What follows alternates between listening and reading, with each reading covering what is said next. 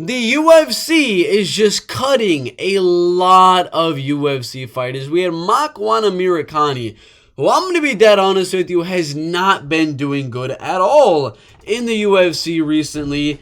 And he was on a very big losing streak, getting finished in a lot of those fights. He had his moments getting anaconda chokes every now and then against Chris Fishgold, Danny Henry, and Mike Grundy. But, I mean, losing 2 decisions to Barbosa, Kimwilla Kirk, and then getting finished 3 times in his last 4 fights by a second round finish. I mean, enough was enough for Makwan Amirkhani. I still believe he is UFC caliber, in my opinion, at this point in his career, but that cardio just is not there. At 34 years of age, Makwan Amirkhani is no longer inside the UFC.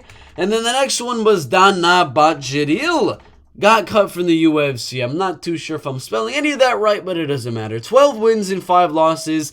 This one was kind of expected. He lost to Alatenghe Lee. Did very good after that, knocking out Guido Canetti, knocking out Kevin Natividad, and knocking out Brandon Davis. He was really starting to look like a threat in the UFC's bantamweight division as a very powerful force to be dealt with, but then, lost to a now ranked UFC bantamweight in Chris Gutierrez, lost a decision to Kyung Ho Kang, was winning all the way up until the end and got finished by Brady Houston. And enough was enough at that point. He was cut from the UFC. Tony Gravely didn't have necessarily like a bad UFC career by any means, but it wasn't like a very, very good one to really warrant him to still be inside of the UFC. Most recently, his loss came to Victor Henry by a close split decision. And then Javid Basharat before that. Did beat a few good guys like Simon Oliveira by unanimous decision. And knocked out Johnny Munoz Jr. as well, who is also still inside of the UFC, which is kind of weird.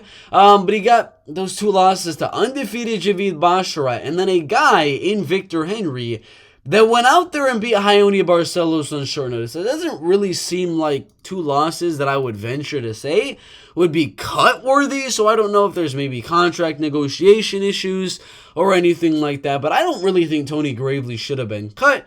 I do believe he would have been a great gatekeeper for more of the upcoming prospects in the bantamweight division, but they decided to cut him or just cut ties. I don't know. Again, all of these could be cuts.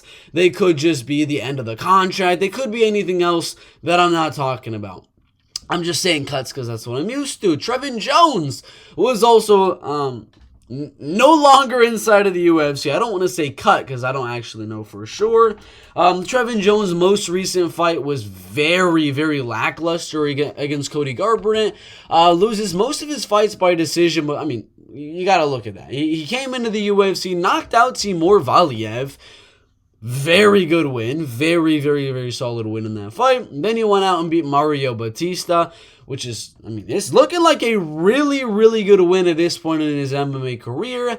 As right now, since that loss, Jay Perrin, Brian Kelleher, Benito Lopez, Guido Canetti, now he's fighting Cody Garbrandt.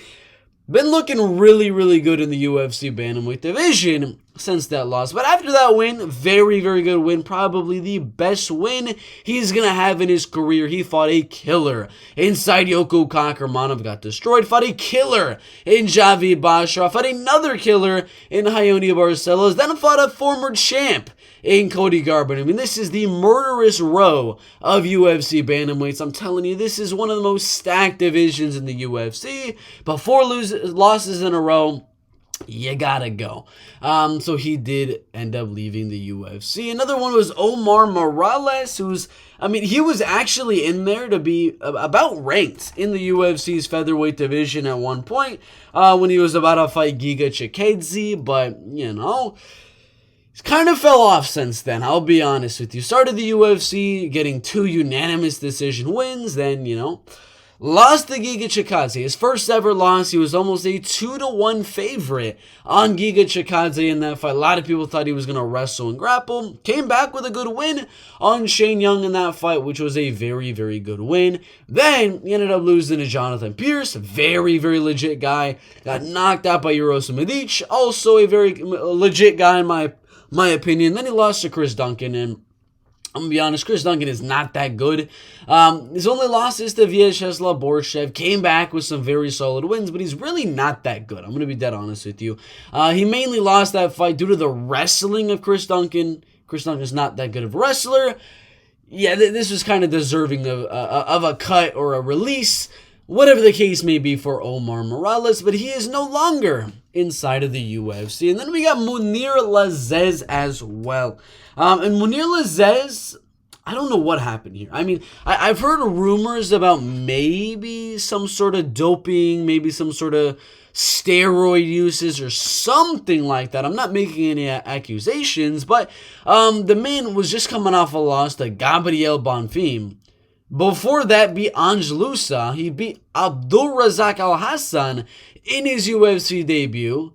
He beat Sasha Palatnikov, only losing to Gabriel Bonfim, Warley Alves, and Eldar Eldorado. These are super legit guys in the UFC's welterweight division and outside of the UFC. This is a guy that is 100% UFC caliber and deserves to be inside of the UFC. I mean, they easily could have scheduled him for another up-and-coming test in the UFC's welterweight division. They could have went on and gave him Trey Waters.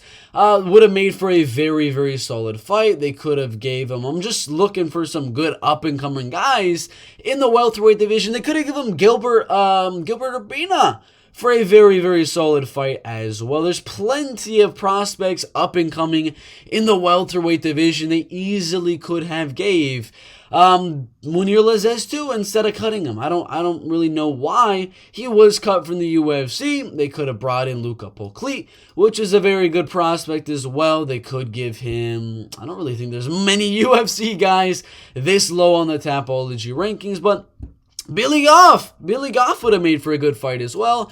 What do y'all think? I think there's a lot of rumors going around though that Munir Lazzez maybe was on something, because losing to Gabriel Bonfim is not enough to, in my opinion, to get you cut from the UFC, especially when you just beat Angelusa. But man, this dude's a killer. In my opinion, a future top 15 guy, undefeated at 14-0. That's not cut worthy in my opinion. But what do y'all think about Munir Lazzez getting released, cut? I don't know. I'm not too sure what was the reason. And the last one was Ilir Latifi. Ilir Latifi, I believe his most recent loss was a decision. I mean, we all know if there's a loss for Ilir Latifi, most likely it's going to be a decision. Did get knocked out by Ryan Bader and Volkan Oezdemir, but this dude loves to go to a decision. I mean, 6 wins by decision and 5 losses by a decision. I mean, he beat Tanner Boser by a split decision, beat Alexei Olenek by unanimous decision, which are pretty decent wins as well. And then he lost to Rodrigo Nascimento, not in a domination, not in an absolute clobber from Rodrigo Nascimento, the man that's only lost to a top 15 guy in Chris Dawkins, but he lost by split decision. Is that really worthy of being cut from the UFC or released or whatever the case may be? No. But the fact that most of his fights are this close, split decisions, unanimous decisions, and they're not like the heavyweight Derek Lewis typical type of fights, that's the main reason I do believe he got cut. I mean, he's not necessarily the most exciting fighter on the roster. He got the takedown on Alexei Olenek and just held and controlled for 3 straight rounds. That's the main reason I would say for Ilir Latifi's leave of absence from the UFC roster. But what do y'all think about these guys no longer being inside the UFC? We got Ilir Latifi in the heavyweight division, a lot of bantamweights in Dana Bajadil, Tony Gravely, Trevin Jones, and then we got featherweight Makwan Amirkhani, as well as Omar Morales, and welterweight Munir Lazzez. What do y'all think about the cuts?